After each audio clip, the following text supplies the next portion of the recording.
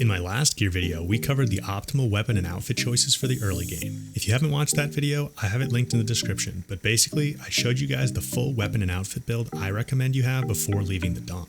Now of course, those are all very early weapons, and even fully upgraded, they'll only take you so far. However, it does take a while to get far enough in the main storyline before you start getting some good options for upgrades, and it can start to get frustrating fighting machines with only your basic gear. That's why in this video, I'm going to show you guys 3 weapons you can pick up for free simply by completing a bit of side content very early on. These 3 weapons are upgraded versions of weapons you use the most, like the Hunter Bow, that will give you an edge and help you bridge the gap between your early game gear and a full mid-game build. Oh, and I'll also show you an outfit you'll want to pick up as soon as you can so you can start upgrading it to be ready for the mid-game. Speaking of which, I have my mid-game weapons and outfit video coming up very soon, so definitely make sure you're subscribed if you want to check that out. So let's start with getting a better version of your Hunter Bow. The Hunter Bow is your most versatile bow, and most players heavily rely on it for everything from tearing off machine components to sniping human enemies in rebel camps. The thing is, there's no getting around the fact that the default Hunter Bow is pretty weak. Its direct impact damage maxes out at 28, which is, well, not great. It does give us some pretty good tear damage, and maybe the developers were trying to nudge us towards removing machine components in combat by doing this, which you totally should be doing by the way, but it just leaves a lot to be desired in terms of raw damage output. Fortunately, we can grab an upgraded version basically as soon as we leave the Dawn. Before continuing on the main quest line, take a quick detour over to this rebel outpost and take out the few rebels that are left to guard it. You don't have to deal with the full rebel camp further west if you don't want to, you just need to deal with these few guards. Now, on the east side of the bridge platform, there's a chest that contains the Strongarm Hunter Bow. This is a great early game bow that's a nice upgrade over the standard Hunter Bow. Now it does require some Claw Strider components to fully upgrade, so you're still going to want to hang on to your fully upgraded default bow for a little while longer. But let's just say you'll have some opportunities to get those parts pretty soon. When you do upgrade it, the Strongarm Hunter Bow outclasses the regular Hunter Bow by a few damage and tear points. But the main advantage this bow has is the 30% overdraw damage perk. Overdraw is the mechanic the Banuk bows had in Zero Dawn, and it increases the damage dealt with a fully drawn shot, by a generous 30% in this case. Now don't get me wrong, this is no Banuk bow.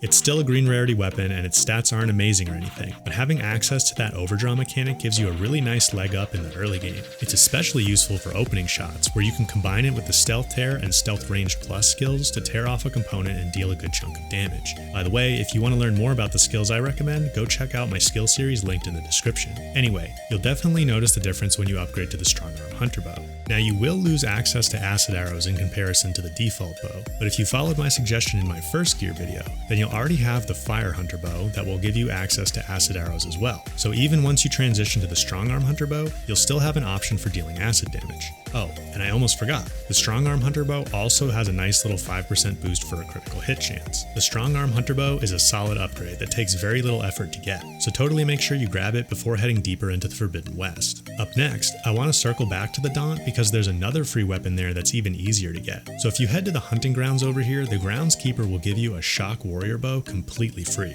Basically, he's friends with Thurles, who you helped out in the main storyline already, so he's giving you this as a thank you for helping his friend. And don't worry if you don't like doing hunting grounds trials, you don't even have to do any of them. All you have to do is talk with Thurles and the hunting groundskeeper together, and then speak with the groundskeeper separately, and the Shock Warrior Bow will show up in your inventory. Now again, it's not like this is the best weapon in the game for shock or anything, but shock is an important elemental damage type, and this Warrior Bow is actually pretty much your only option for dealing shock damage for quite a while. Well, I suppose you do have the Tripcaster Thurles gave you a little earlier, and Tripcasters are great for sneaking around to set up wires before a fight. But personally, I think Tripcasters are just awkward to use during a fight, and there's definitely going to be times where you'll want to deal shock damage while actively fighting a machine. And, more importantly, Tripcasters won't allow you to hit shock canisters and trigger a shock explosion the way shock arrows will, which is a really strong tactic for certain machines like Longlegs. You'll see this Shock Warrior Bow really come in handy for other machines as well, for example, Claw Striders. In fact, you can totally use this bow to stun a Claw Strider and then tear off the components you need to upgrade the Strongarm Hunter Bow, as I mentioned earlier. And to deal shock damage even faster, you'll want the burst fire weapon technique so you can fire 3 shock arrows at once.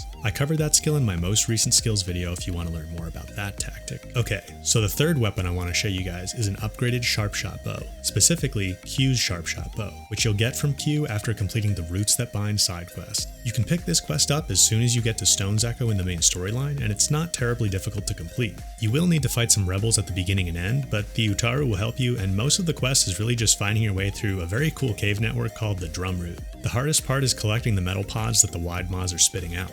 You need 6 of these, and there's a bunch of burrowers patrolling the area along with the 2 wide maws. But if you're more patient than I was when I did this for my Let's Play series, then you should be able to snag 6 of these pods pretty easily. Now, Q's Sharpshot bow also requires some Claw Strider parts to upgrade, but when you do get it fully upgraded, it's a very nice improvement over the regular green version. The direct impact damage is only increased by 1 point, but the tear damage jumps all the way up to 80 compared to the regular version's 38. This is super useful, again, for tearing off machine components, and now with the increased range and precision of a Sharpshot bow. Oh, and just like the Strongarm Hunter Bow, Q's Sharpshot bow also has a 5% critical hit chance perk. So this is a great upgrade for your Sharpshot bow that you should hold on to until you can get a blue rarity one later on. Finally, I also want to show you guys an outfit that I think you should buy as soon as possible. So after spending just a little time outside the Dawn, you should head back to Barren Light to pick up the Nora Sentinel outfit. You will need a Skydrifter circulator to purchase it, but that should be pretty easy to snag just outside Barren Light. Just make sure you have your sling ready to freeze one of these Skydrifters when it lands on the ground,